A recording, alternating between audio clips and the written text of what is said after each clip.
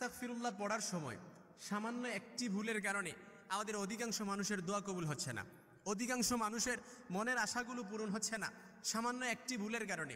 আস্তাগফিরুল্লাহ এটা এমন একটা দোয়া যে ব্যক্তি সবসময় আস্তাগফিরুল্লাহ পড়ে আল্লাহ তাআলা তারে মুস্তাজাবুদ দাওয়া বানিয়ে দেয়। মুস্তাজাবুদ দাওয়া নিজে নেন, আপনি দোয়া করছেন, এখন আপনি মসজিদ থেকে বের হয়ে গেছেন, দেখছেন দোয়া কবুল হয়ে গেছে, ওইটা হচ্ছে মুস্তাজাবুদ দাওয়া। যে ব্যক্তি সবসময় উঠতে বসতে চলতে ফিরতে আস্তাগফিরুল্লাহ পড়ে, ইস্তেগফার পড়ে আল্লাহ তাআলা তারে মুস্তাজাবুদ দাওয়া বানিয়ে দেয়। কিন্তু আমাদের অধিকাংশ মানুষের সামান্য একটি ভুলের কারণে আস্তাগফিরুল্লাহ পড়ার সময় একটি ভুলের কারণেই আমাদের আস্তাগফিরুল্লাহ কবুল হচ্ছে না, মনের আশাগুলোও কবুল হচ্ছে না, আল্লাহ তাআলার কাছে দোয়াটাও কবুল হচ্ছে না। এজন্য যে ব্যক্তি ইস্তেগফার পূর্বে আল্লাহ তাআলা রাসূল সাল্লাল্লাহু আলাইহি সাল্লাম বলেন, মান লাযিমাল ইস্তিগফার জাআলাল্লাহু লাহু মিন কুল্লি দিকিন মাখরাজা। অর্থাৎ যে ব্যক্তি সব সময় উঠতে বসতে চলতে ফিরতে সব সময় ইস্তেগফার পড়বে, আল্লাহ তাআলা তাকে সব ধরনের বিপদ আপদ থেকে আল্লাহ তাআলা তার হেফাজত করবে।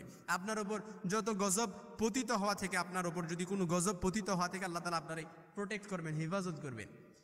এজন্য যে যে অবস্থায় থাকেন না কেন, মনের আশাগুলো আল্লাহ তাআলার কাছে বলছেন, আল্লাহ তাআলা কবুল করছে না, অনেক দিন ধরে দোয়া করতেছেন, অনেক দিন ধরে একটা কাঙ্ক্ষিত ফলাফল পাওয়ার চেষ্টা করতেছেন কিন্তু ফলাফলটাও পাচ্ছেন না, ইস্তেগফার পড়ছেন, হুজুরে বলছে যে আস্তাগফিরুল্লাহ পড়েন, যে কোনো বিপদ আপদ আছে আল্লাহ তাআলা হেফাজত করবে।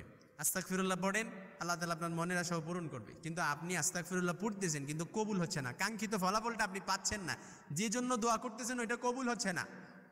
এই জন্য আজকে বলবো আস্তাগফিরুল্লাহ পড়ার সময় এই ভুলটি করবেন না। আমরা যে আস্তাগফিরুল্লাহ আমরা পড়ি কি আস্তাগফিরুল্লাহ, যারা বাঙালি আছেন, যারা আরবি জানি না আমরা, তারা হয়তো এই ভুলটা বেশি করি আরবি না জানার কারণে। এখন আজকে বুঝেন, আস্তাগফিরুল্লাহ আমরা পড়ি, আস্তাগফিরুল্লাহ অর্থাৎ আস্তাগ, এখানে হচ্ছে গইন, এই গইনের জায়গায় আমরা কি অনেকে বলি আস্তাগফিরুল্লাহ, আস্তাগফিরুল্লাহ, আস্তাগফিরুল্লাহ। এই জন্য শত শতবার পড়তেছেন, দোয়াটা কবুল হচ্ছে না। কিন্তু এমনও অনেক আবেদ বান্দা আছে, ইতিহাস সাক্ষী, আমি সেদিকে যাচ্ছি না, এমনও অনেক আবেদ বান্দা আছে শত শতবার দৈনিক ইস্তেগফার পড়ে আল্লাহ তাআলার মাহবুব আবেদ বান্দা হয়ে গিয়েছেন, আল্লাহ তাআলার পেয়ারা বান্দা হয়েছেন, এমনও অনেক ইতিহাস আছে।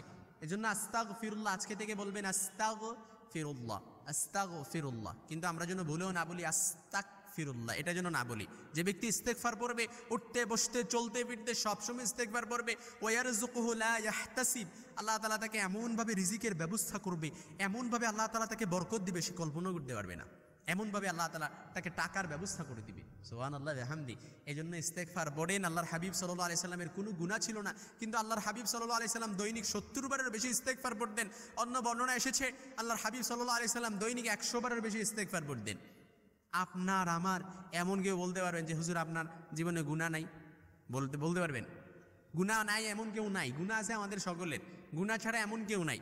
এই জন্য গুনাহ যদি আমরা আল্লাহ তাআলার কাছে আমাদের গুনাহগুলো বলতে পারি, আমাদের গুনাহগুলো আল্লাহ তাআলার কাছে মাফ করাতে চাই, তাহলে তাওবাতুন নাসুহা আমাদের করতে হবে। আর সর্বোত্তম তাওবাতুন নাসুহার দোয়া হচ্ছে ইস্তেগফার।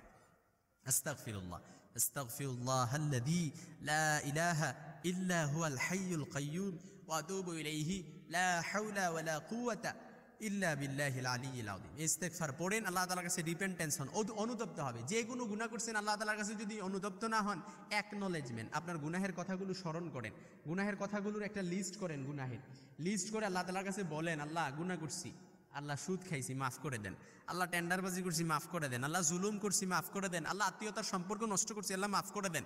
এভাবে ইস্তেগফার পড়েন। আর ইস্তেগফার পড়ে যদি আল্লাহ তাআলার কাছে মাফ না নিয়ে আপনি যদি কবরে যান, আর আল্লাহ না করুক চ্যাং গলা দিয়ে আল্লাহ তাআলা আপনাকে হতে পারে জাহান্নামের মধ্যে নিক্ষেপ করতে পারে, নাউযুবিল্লাহ। কারণ একজন বদকার যখন মারা যায়, মুনকার নাকির যখন তার সামনে আসবে, সে মুনকার নাকিরের চোখগুলো দেখবেন নীল বর্ণের হয়ে যাবে, এবং মুনকার নাকিরের দাঁতগুলো দেখবে এক একটা গরুর শিংয়ের মতো দাঁতগুলো থাকবে, নাউযুবিল্লাহি মিন যালিক।